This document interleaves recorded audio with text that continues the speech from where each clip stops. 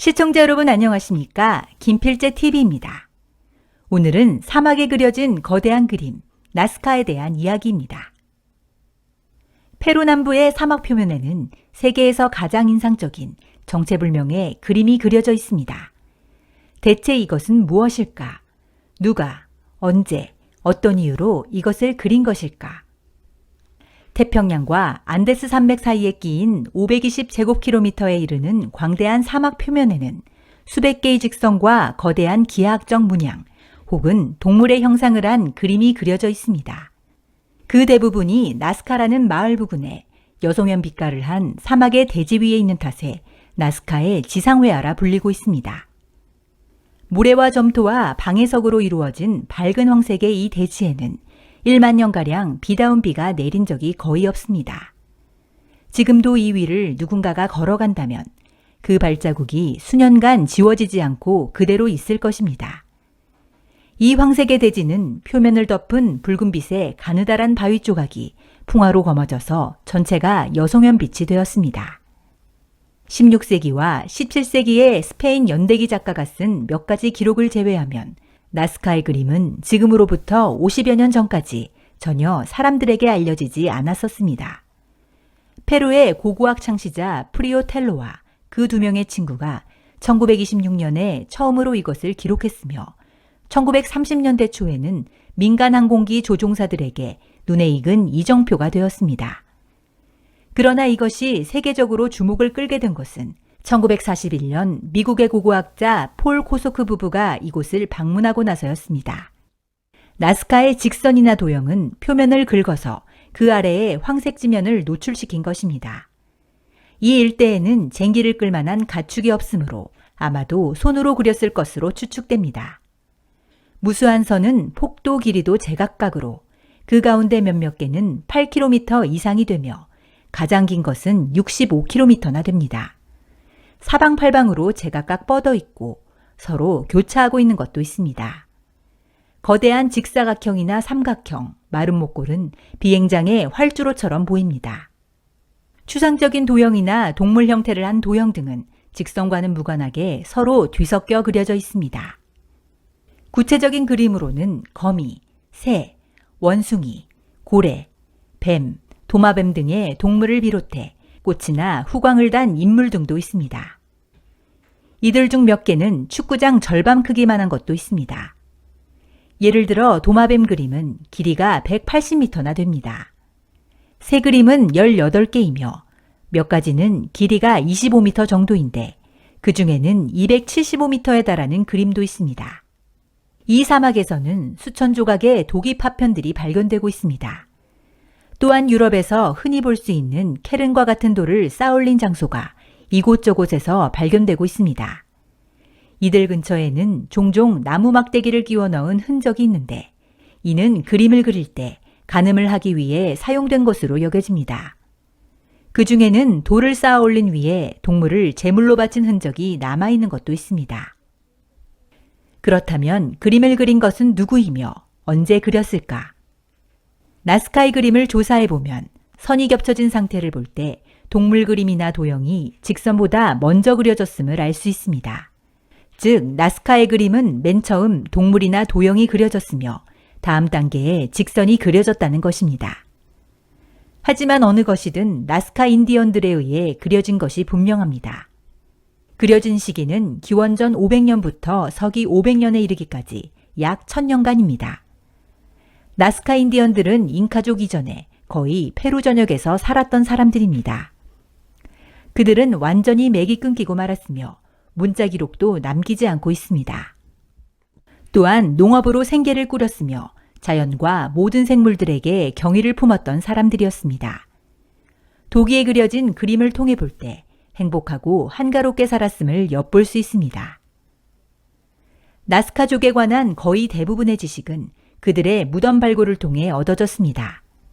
그들은 죽은 사람을 자궁 속에 태아와 같은 모습으로 매장했으며 부장품으로 독이나 여러 가지 수공예품을 넣었습니다. 그들의 묘지는 계곡의 벼랑가에 만들어졌습니다. 어느 묘지에는 약 5,000개의 무덤이 있었는데 발견되었을 당시에는 대부분이 도굴된 상태였습니다. 어째서 이렇게 많은 그림이 그려졌을까? 이 물음에 대한 정확한 답은 제시되지 않고 있습니다. 왜 그림이 이렇게 큰지, 또 직선은 어떻게 이렇게 똑바로 그릴 수 있었는지도 알려져 있지 않습니다. 분명히 말할 수 있는 것은 이곳의 토양이 너무나 부드러워서 일설로 알려진 것처럼 지구밖 생물의 우주선 활주로로는 쓰이지 못했을 것이라는 점입니다. 또한 이러한 것이 고대의 길이었다는 설도 무리가 있습니다. 어떤 것은 산 정상에서 끊겨 있으며 다른 것은 아무데로도 통하고 있지 않기 때문입니다.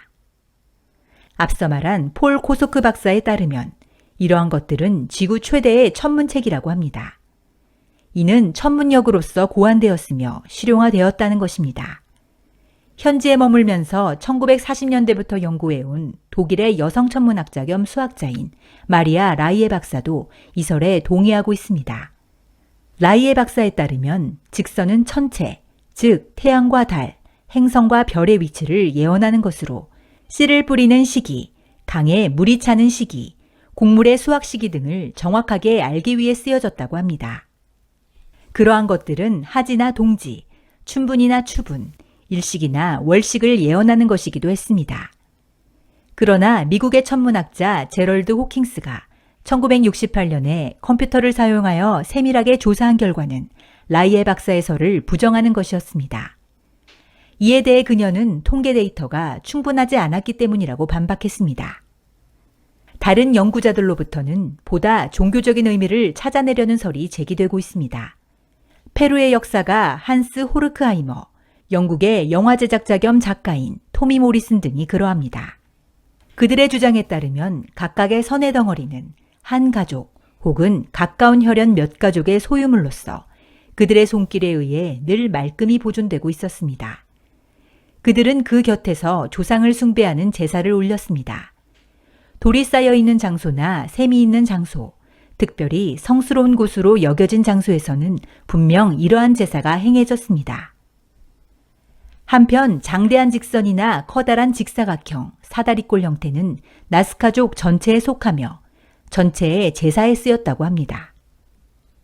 거대한 도형이나 문양, 긴 직선이 정확히 그려져 있는 것을 보면 나스카족이 지녔던 측량 기술의 정확성에 감탄을 금치 못하게 됩니다. 직선은 아마도 3개의 막대기를 사용함으로써 간단히 그릴 수 있었을 것입니다. 기점에 세운 막대기로부터 100m 정도 떨어져 있는 막대기를 보고 다시 더 멀리 세워진 제3의 막대기와 직선상에 놓이도록 가운데 막대기를 조정합니다. 그렇다고 하더라도 그 정확성은 매우 놀랍습니다. 어느 선은 1km의 길이에서 2m 정도의 편차밖에 찾을 수 없습니다. 한편 나스카인들이 기구와 같은 것을 타고 하늘을 날지 않았을까 하는 설은 상당히 무리한 점이 있는 대담한 생각입니다. 만일 그것이 가능했다면 지상의 작업원들은 매우 쉽게 직선을 그을 수 있었을 것입니다. 거대한 도형이나 문양은 공중에서 보지 않으면 그 형태를 확인하기가 어렵다는 점도 이 설을 채택하면 설명이 가능해집니다. 이 설의 근거는 2가지가 있습니다. 한 가지는 나스카인의 도기에 기구나 혹은 연처럼 보이는 그림이 상당히 많이 그려져 있다는 점입니다. 또 한 가지는 많은 직선의 끝부분에서 무엇인가를 불에 태운 흔적이 있는 아주 커다란 원형 구멍이 발견되고 있다는 것인데 이는 열기구의 발진에 사용된 장소로도 생각할 수 있기 때문입니다.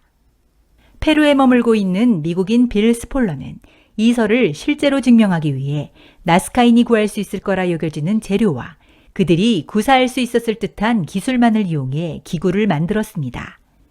이를 뒷받침하는 것으로 나스카인의 무덤에서는 현재의 낙하산 재료보다 섬유가 더욱 가늘고 열기구에 쓰이고 있는 것보다 더욱 촘촘한 직물이 발견되고 있는 것입니다. 1975년 11월 스폴러의 콘도르 이론은 앞서 말한 구멍에서 불을 피워 기구를 발진시켰습니다. 2명의 능숙한 기구 조종사가 갈대로 엮은 콘도르에 태워졌고 기구는 어느 정도의 거리를 비행했습니다. 강한 바람이 불어서 기구를 지면 가까이로 끌어내렸고 2 사람은 기구에서 내렸습니다. 그러자 기구는 350m 높이까지 올라갔으며 3km의 거리를 날았습니다. 이러한 결과를 보면 나스카인이 공중에서 보면서 그 거대한 그림을 그렸다는 것도 있었을 법한 일인 것입니다. 물론 그들이 실제로 그렇게 했는지 아닌지는 앞으로 그것이 증명될 날을 기다려 보아야 할 것입니다. 지금까지 시청해 주셔서 감사합니다. 김필재 TV였습니다. 시청자 여러분 안녕하십니까? 김필재 TV의 운영자 김필재입니다. 최근 들어 급변하고 있는 유튜브 플랫폼의 변화에 적극적으로 대응하고 외부 제약과 상관없이 더욱 자유로운 주제의 영상 제작을 위해서 김필재 TV가 새로운 시도를 하려고 합니다. 그것은 바로 애청자 여러분들과 함께 만들어가는 김필재 TV의 멤버십 프로그램입니다. 김필재 TV를 사랑해주시고 애청해주시는 분들이라면 구독 버튼을 누르신 후 구독 버튼 바로 옆에 있는 가입 버튼을 통해서 멤버십 가입을 하실 수 있습니다. 가입 버튼을 누르시면 김필재 TV의 멤버십 프로그램에 회원이 되실 수 있습니다. 멤버십 회원의 종류는 스미스 장군부터 벤플리트 장군까지 총 5가지 종류가 있습니다. 회원이 되고자 하는 애청자분들은 이들 6.25 참전 미군 장군 가운데 마음이 가는 인물로 가입해 주시면 됩니다. 멤버십 회원이 되신 분들의 경우 국내외 정세와 관련하여 궁금한 것을 댓글이나 메일로 남겨주시면 영상 제작에 적극 반영하도록 하겠습니다. 이와 함께 멤버십 회원께는 커뮤니티 게시판을 통해 주요 정보 그리고 영상에서 할 수 없었던 이야기 등을 요약해서 수시로 알려드릴 예정입니다. 참고로 멤버십 프로그램에 가입하지 않으셔도 김필재 TV를 시청하시는 데는 전혀 문제가 없습니다. 우리 삶의 터전인 대한민국을 더 자유롭고 더 잘 살고 더 부강한 나라로 만들기 위한 김필재 TV의 도전에 시청자 여러분들께서 함께 동참해 주시고 힘을 보태 주시면 감사하겠습니다.